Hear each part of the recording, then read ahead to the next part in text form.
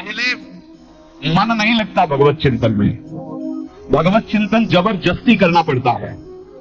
भगवत चिंतन जे भी प्रारंभ करोगे ते ही बहुत बाढ़ आ जाएगी पाप चिंतन की। ध्यान दीजिए, बहुत लोग प्रश्न करते रहते हैं कि हम जब भजन में बैठते हैं तो बहुत गंदी बातें आती है, मन बड़ा चंचल होता है, भाग जाता है। ऐसा प्रारंभ में जब कोई भगवत चिंतन प्रारंभ करता है तो उसका मन विषयों में भागता है, गंदी बातों में भागता है। अब लोग कहते पहले तो हमारा चिंतन बढ़िया होता था, अब चिंतन नहीं होता, तो कोई सिद्ध पुरुष थोड़ी हो गए। हमें जबरदस्ती चिंतन करना होगा। जगत के प्राणी में जहां मन जाए तो इसमें भी भगवान, पदार्थ में मन जाए तो उसमें भी भगवान, जहां जहां मन जाए वहां वहां भगवान देखो, या मन को हटाकर नाम मंत्र में लगाओ।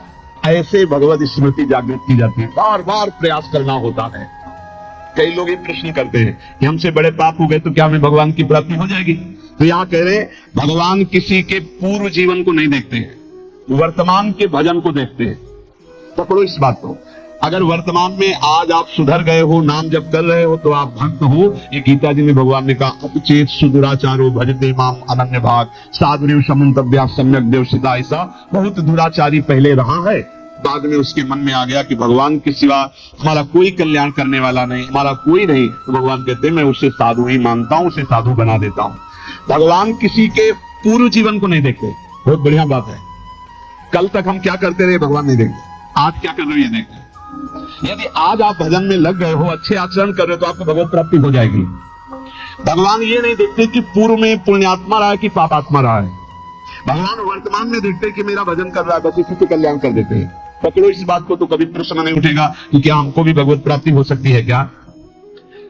हमारा मन यदि श्री भगवान को चाहने लगे तो श्री भगवान हमारे मन में ही आकर बस जाएंगे। भगवान की रूप माधुरी में मन डूबने लगेगा।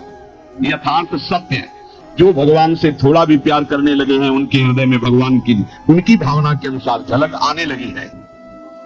हृदय में प्रभु के आते ही अनंत जन्मों के संस्कारों का नाश हो जाता है। इसलिए तुम अपने पहले वाले घृणित जीवन को याद भी मत करो और उसको सोचकर जरा निराश भी मत हो। अमावस्या में घोर अंधकार रहता है, पर प्रातः काल में अंधकार नष्ट हो जाता है। ऐसे ही नाम का उच्चारण करते ही तुम्हारे जितने पापांधकार वो सब नष्ट हो जाएंगे। तुम चाहो कि एक क्षण भी प्रभु को ना भूलो। अब वर्तमान में ऐसी स्थिति बनाओ। जो प्रभु को नहीं भूलने की चाह करता है कि मुझे ऐसी स्थिति प्राप्त हो कि मैं कभी प्रभु को ना भूलूं, तो सच्ची मानो और कोई बात भगवान सुने ना सुने, ये बात जल्दी सुन लेते हैं। भजन की मांग करो तो बहुत जल्दी भगवान पूर्ण करते हो। भजन जिसका चलने लगा तो फिर लोक लोकांतर के सारी बुद्धियां सिद्धियां सुख वैभव तो उसके चरणों में लौटते हैं। जब हम प्रभु से प्रभु का स्मरण न मांगकर भोग मांगते हैं तभी हमारा भजन रुक जाता है, भजन नहीं चल पाता। यदि हम प्रभु से केवल भजन मांगे तो विश्वास करो ब्याज में सब हो जाएगा। मूल भजन तो आपका बचेगा ही, ब्याज में लोक लोकांतर के भोग आपके चरणों में लुटते घूमेंगे। आप भजन करके तो देखो। अरे घिघियाने की जरूरत नहीं, किसी से मांगने की जरूरत नहीं, भजन करके देखो, सब ठीक हो जाएगा, सब अपने आप बन जाएगा।